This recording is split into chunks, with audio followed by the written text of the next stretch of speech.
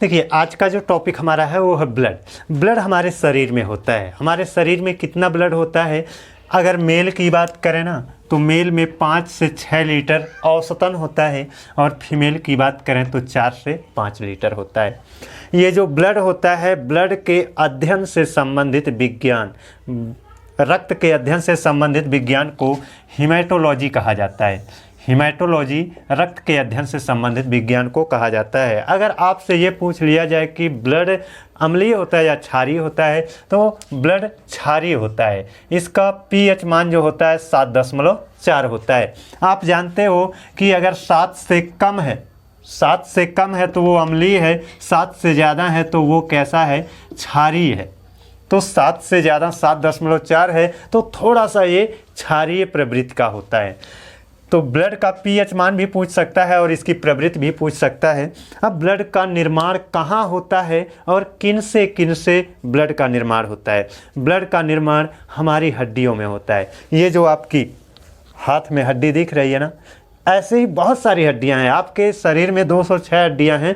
उन 206 हड्डियों में से ये एक हड्डी है जिसका नाम होता है ह्यूमरस। इस हड्डी का नाम, उसी की मैंने यहाँ पर संरचना बनाया है। इस हड्डी में ना जहाँ जॉइंट होता है, यहाँ पर जॉइंट होता है, यहाँ पर ये किनारे वाला जो पार्ट होता है वहाँ पर क्या होता है, हड्डी थोड़ा सा मुलायम होती है, थोड़ी नर्म होती है। बाकी ये वाला भाग क्या होता है, कठोर होता है।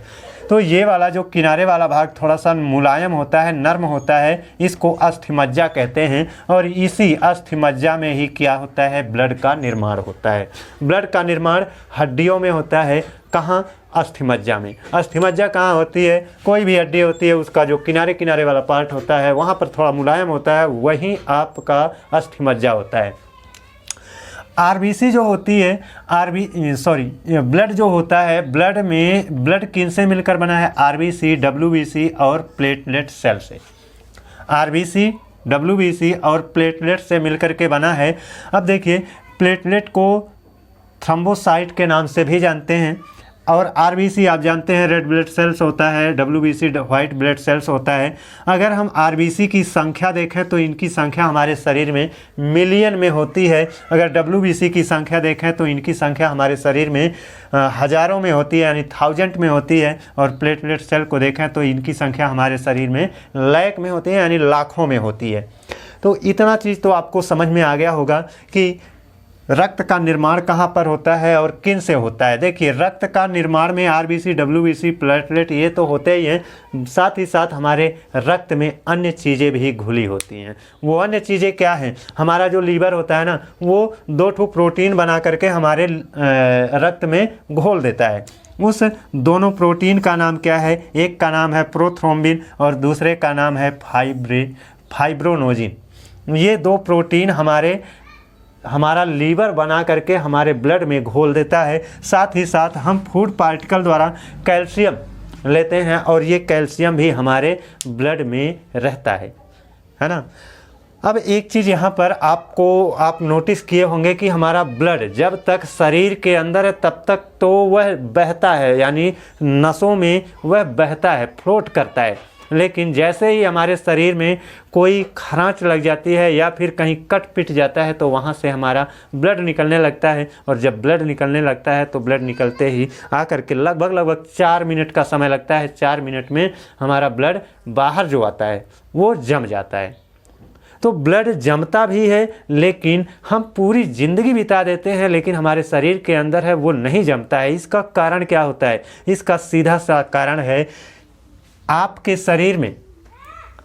शरीर में इन कैल्शियम, प्रोथ्रोम्बिन, फाइब्रोनोजिन के साथ साथ आपके ब्लड में हिपैरिन नाम का एक एंटी क्लोटिंग एजेंट होता है, यानी ऐसा एजेंट जो हमारे ब्लड को जमने नहीं देता है। लेकिन यहाँ पर देखिए, खास बात क्या होती है ना कि ये हिपैरिन हमारे ब्लड में है तो, लेकिन जीवित तभी तक रहेगा जब तक वो वायु के संपर्क में नहीं आया। जब वो वायु के संपर्क में आ जाएगा तो हिपैरिन डेड कर जाएगा, और जब डेड कर जाएगा तो हमारा ब्लड जमने लगता है। अब ध्यान से सुनिए ब्लड कैसे जमता है ना। देखिए, हमारे शरीर में अभी हमने बताया ना, प्लेटलेट को क्या कहा जाता है, थ्रोम्बोसाइट कहा जाता है। प्लेटलेट सेल को थ्रोम्बोसाइट कहा जाता है। ये जब हमारे ब्लड में कहीं, हमारा शरीर कहीं पर कट जाता है ना, जैसे ही हमारा शरीर कटता है तो प्लेटलेट सेल बाहर आता है, यानी प्लेटलेट सेल का मतलब ये थ्रोम्बोसाइट बाहर आता है। और जब ये बाहर आता है तो वायु के संपर्क में आता है, और जैसे ही ये वायु के संपर्क में आता है तो ये थ्रोम्बोप्लास्टिड बनाता है। और जब ये थ्रोम्बोप्लास्टिड बन जाता है ना, तो ये सक्रिय होता है।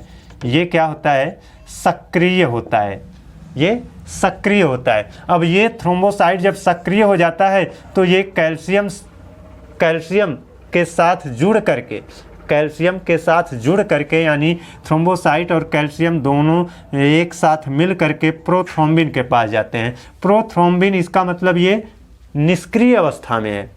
निष्क्रिय अवस्था में, जैसे सोए हुए अवस्था को आप निष्क्रिय अवस्था कहोगे, और जब जग जाओगे तो आपका वह सक्रिय अवस्था होगी। तो ये थ्रोम्बोप्लास्टिड और कैल्शियम जब प्रोथ्रोम्बिन के पास जाते हैं, तो प्रोथ्रोम्बिन का मतलब सोया हुआ थ्रोम्बिन, यानी सोए हुए थ्रोम्बिन के पास जाएंगे और इसको जगाएंगे कि थ्रोम्बिन भाई उठिए, थ्रोम्बिन भाई उठिए। तो ये थ्रोम्बिन जब जग जाएगा तो इसका मतलब वो सक्रिय अवस्था में आ जाएगा, है ना। तो ये दोनों क्या किए, ये प्रोथ्रोम्बिन के पास जा करके उसको जगा दिए, यानी उसको थ्रोम्बिन बना दिए। उसके बाद ये थ्रोम्बिन अब ये तो एक्टिव हो चुका है ना, ये प्रोथ्रोम्बिन निष्क्रिय अवस्था में था, ये थ्रोम्बिन एक्टिव हो चुका। अब ये थ्रोम्बिन क्या करेगा, फाइब्रोनोजिन के पास जाएगा। फाइब्रोनोजिन ये निष्क्रिय अवस्था है, फाइब्रोनोजिन निष्क्रिय अवस्था है। अब ये थ्रोम्बिन फाइब्रोनोजिन जो निष्क्रिय अवस्था में है इसको जगाएगा कि भाई तुम उठ जाओ, सक्रिय हो जाओ। तो ये क्या होगा, सक्रिय हो जाएगा, उठ जाएगा, तब इसको कहा जाएगा फाइब्रिन, है ना। अब इसके पास क्यों गए, क्योंकि फाइब्रिन की जो संरचना होती है ना, वो एक जाली जैसी होती है। इसकी संरचना क्या होती है, जाली जैसी होती है, इसीलिए इसके पास गए। अब ब्लड बह रहा है तो उसको रोकने के लिए क्या करेंगे, जाली लगाना पड़ेगा। जाली लगाएंगे, उसी के साथ ही उसको थोड़ा बहुत रोका जा सकता है। तो ये फाइब्रोनोजिन जब एक्टिव हो गया तो वो फाइब्रिन कहलाया। और ये फाइब्रिन क्या करेगा, फाइब्रिन, कैल्शियम, थ्रोम्बोसाइट, ये सभी कहाँ पहुँचते हैं, जहाँ कटा हुआ भाग है वहाँ पर पहुँचते हैं, और वहाँ पर इस तरह से वो एक परत बना लेते हैं, और उस परत के अंदर यानी एक जाल जैसी संरचना बिछा देते हैं, और उस जाल में रुधिराणु का मतलब है आरबीसी, डब्ल्यूबीसी और प्लेटलेट, है ना, ये सभी आ करके फंसते चले जाते हैं। और जब फंसते चले जाएंगे तो एक समय ऐसा आएगा कि बहुत ज़्यादा मात्रा में हो जाएगा, तो ब्लड बाहर आना बंद हो जाएगा, यानी बाहर आना रुक जाएगा। लेकिन ये सारी क्रिया, यानी ये जो फाइब्रोनोजिन है ये सक्रिय कैसे हुआ, ये तो सोता ही रहेगा, है ना। और आपका प्रोथ्रोम्बिन, है ना, प्रोथ्रोम्बिन ये सक्रिय कैसे हुआ, ये दोनों तभी सक्रिय हो पाएंगे जब हिपैरिन मर जाएगा, तभी ये दोनों क्या होंगे, सक्रिय हो पाएंगे। तो हिपैरिन वायु के संपर्क में जब आएगा तब तो ये डेड कर जाएगा, और तभी इन दोनों को सक्रिय होने का चांस मिलेगा। अब देखिए, कभी कभी ऐसा होता है कि डॉक्टर हमको इंजेक्शन लगाते हैं। जब डॉक्टर हमको इंजेक्शन लगाते हैं ना, तो वो इंजेक्शन जो होता है उसको खूब हिला डुला करके, ऐसे कर करके उस इंजेक्शन में भरी दवा जो है, उसको मतलब थोड़ा सा उसकी एयर निकालने का प्रयास करते हैं।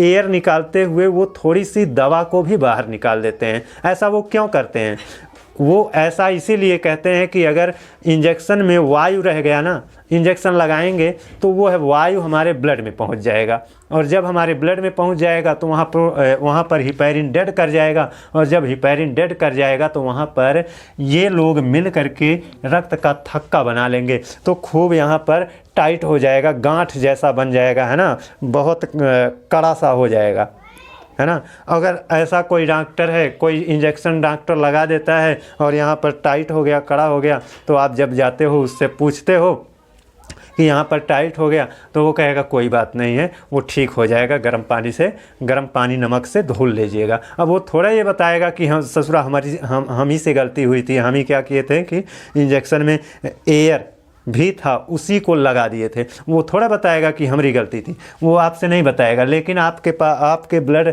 आपके हाथ वगैरह में अगर इंजेक्शन लगा है, वहाँ पर अगर कड़ा हो जाता है ना, टाइट हो जाता है, तो आप समझ जाइए कि डॉक्टर ने गलती कर दी। वो हमारे दवा के साथ एयर को भी अंदर ब्लड में मिला दिया है, इसीलिए वहाँ पर ब्लड जम गया है। लेकिन आप क्या करोगे, आपको यही उपाय बताएगा कि गर्म पानी और नमक से उसको धुल दीजिए, 2-4 दिन धुल दीजिए, वो सही हो जाएगा। तो वो धीरे धीरे सही हो जाता है ना। तो ये आपका ब्लड क्लोटिंग से संबंधित आज का हमारा ये वीडियो कैसा लगा, आप लोग कमेंट करके बताइएगा। अगले वीडियो में आप लोगों से पुनः मिलेंगे, तब तक के लिए धन्यवाद।